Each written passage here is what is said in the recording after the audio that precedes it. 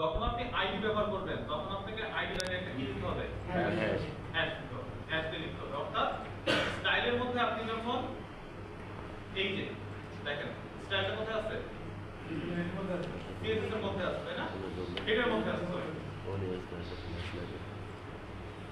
এটাকে আবার আমরা একটু কমেন্ট করে দিব।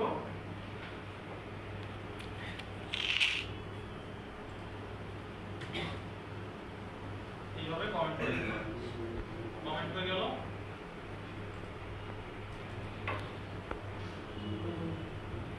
এই যে দেখেন আমরা যাচ্ছি হ্যালো ওয়ার্ল্ড, এই যে প্যারাগ্রাফটা আছে এই প্যারাগ্রাফটার একটা স্টাইল করলাম, এটাকে বলছি আমরা ইন্টারনাল স্টাইল, তাই তো?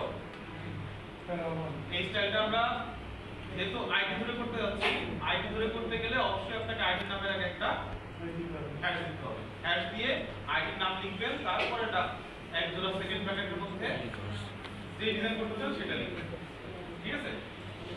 এগুলো কিন্তু খুব ছোট ছোট এমসিকিউ। ধরেন আপনাকে পরীক্ষায় একটা কোড দিবে, কোড দিয়ে বলবে এই স্টাইলের এখানে ফাঁকা থাকবে, স্টাইলের এখানে ফাঁকা থেকে বলবে যে রিটেন কোশ্চেনও যদি আসে, ধরেন পরীক্ষা যদি আসে বলে দিবে যে এই প্যারা ট্যাগটার জন্য স্টাইল কোড, সরি প্যারা আইডি, প্যারা যে আইডি প্যারা 1 এই আইডি ধরে আপনি স্টাইল করুন।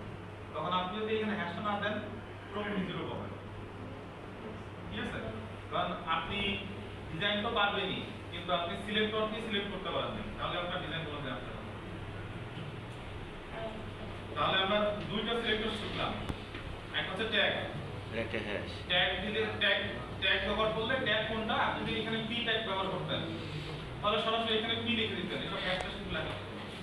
কিন্তু যখন আপনি আইডি ব্যবহার করতেন তখন আপনাকে আইডি নামের একটা হ্যাশ দিতে হবে, ঠিক আছে? তারপরে আপনি এখানে স্টাইলটা করছেন, সেভ করি,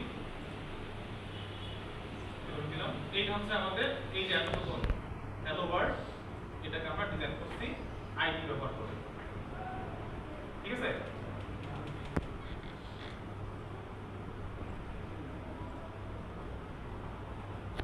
এরপরে একটা আছে হচ্ছে ক্লাস। ক্লাস কি আপনাদের পড়াইছে? ক্লাস